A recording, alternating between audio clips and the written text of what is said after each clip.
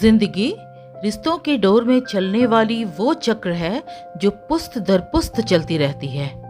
आज की ये रचना बहुत इंटरेस्टिंग है, जिसमें 4 पीढ़ियों का सफर है, उनका वर्णन है और उन पीढ़ियों का अंतर है। काफी खूबसूरत है हमारी आज की ये कहानी जनरेशंस। रिश्तों से रिश्तों तक की कभी न खत्म होने वाली सफर, नानी से नातिन तक की कहानी।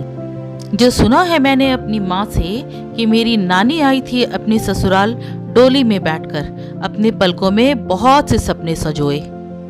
मेरी माँ विदा होकर आई टांगों पर, क्योंकि जनरेशन चेंज हो चुका था, वक्त बदल चुका था और पालकियों से टांगों का दौर आ चुका था। और जब मेरी विदाई की वक्त आई तो मैं मोटर कार में बैठकर विदा हुई, क्योंकि मेरा जमाना कुछ आधुनिक जमाना था जो इन दोनों से आगे था। और मेरी बेटी हवाई जहाज में बैठकर आई, क्योंकि ये अत्याधुनिक जमाना था, हवाओं में उड़ने का जमाना था। नानी और नाना में प्रेम बहुत थे, पर वो कई दायरों में बंधे हुए थे।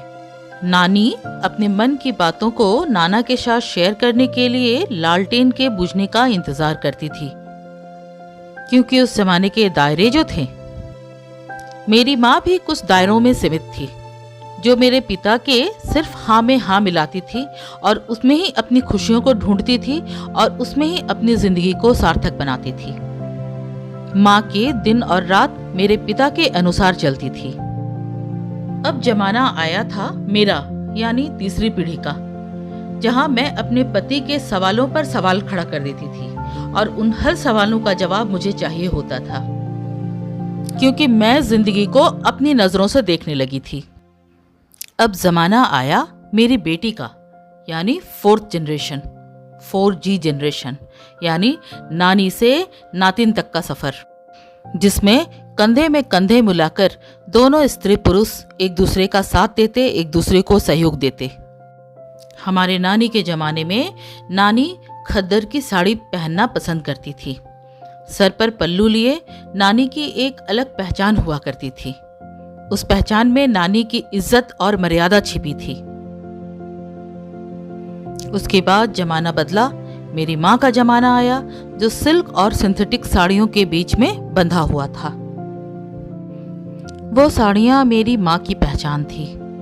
फिर आया मेरा जमाना, थोड़ी अलग हटकर 3G जमाना, यानी सलवार कमीज का जमाना। जब 4th जनरेशन की बारी आई तो बेटियां जीन्स और स्किन फिट कपड़ों में नजर आने लगी, क्योंकि वो उसी तरह के ड्रेसेस में अपने आप को कंफर्टेबल फील करती थीं।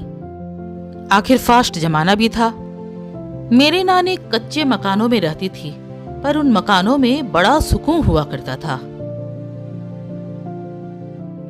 माँ का जमाना आया, पक्के मकानों में रहने लगी माँ, और उस मकान को अपने प्यार से घर बना दिया। जब हमारा जमाना आया तो हम फ्लैट्स में रहने लगे और हमारी जमीनें मोज़ाइक की हुआ करती थीं। 4th जनरेशन की घरें बहुत अत्याधुनिक ढंग से बसाई हुई होती थी। उनकी जमीनें ग्रेनाइट्स और वुडन होती थी और दीवारों पर अत्याधुनिक सामानों से सजाया जाता था, बहुत भड़कीले और सुनहले। हमारी नानी अपने समय में लकड़ियां जलाकर बहुत प्यार से हमारे और सभी परिवारजनों के लिए खाना पकाया करती थी। उसमें उनका प्रेम छिपा था। जब मेरी माँ का जमाना आया तो उस जमाने को सिगरी और हीटरों ने अपने कब्जे में ले लिया। हाँ, कोयले के चूल्हे भी मिलते थे, साथ में हीटरों का भी यूज होता था। अब मेरा जमाना आया था, गैस के चूल्हों का जमाना। गैस के चूल्हे भी वैरायटी के हुआ करते थे। साथ में इंडक्शन के चूल्हे भी निकल गए थे, जो बिजली से जला करते हैं। ये 2G से 3G का जमाना था। 4th जनरेशन का जमाना कुकिंग रेंजेस और माइक्रो ओवन्स ने अपने कब्जे में ले रखे थे। साथ ही साथ ऑनलाइन फूड्स की प्रचलन भी काफी बढ़ गई थी, काफी पॉपुलर हो गई थी, क्योंकि ये हाईटेक जमाना था जहाँ सभी व्यस्त रहते थे और किन्हीं लोगों को भी अपने घर के कामों के लिए फुर्सत बहुत मुश्किल से निकालनी पड़ती थी।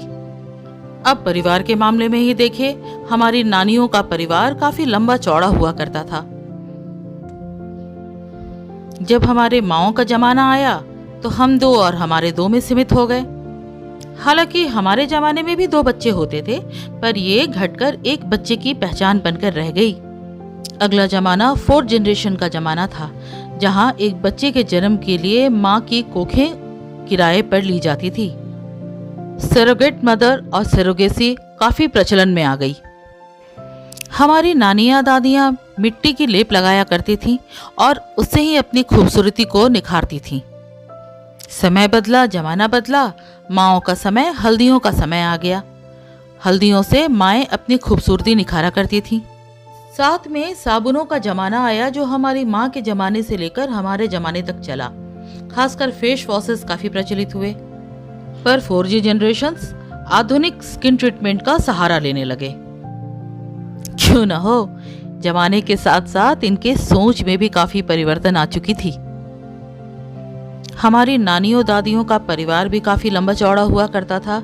रिश्तेदार भी बहुत हुआ करते थे। लोग बेवजह भी मिलने आया करते थे एक दूसरे से। पर धीरे धीरे जमाना बदलता चला गया। लोग न्यूक्लियर फैमिली बनाने लगे और उसी न्यूक्लियर फैमिली के लोग शिकार भी बन गए। बच्चे नानियों और दादियों का प्यार भूलते चले गए।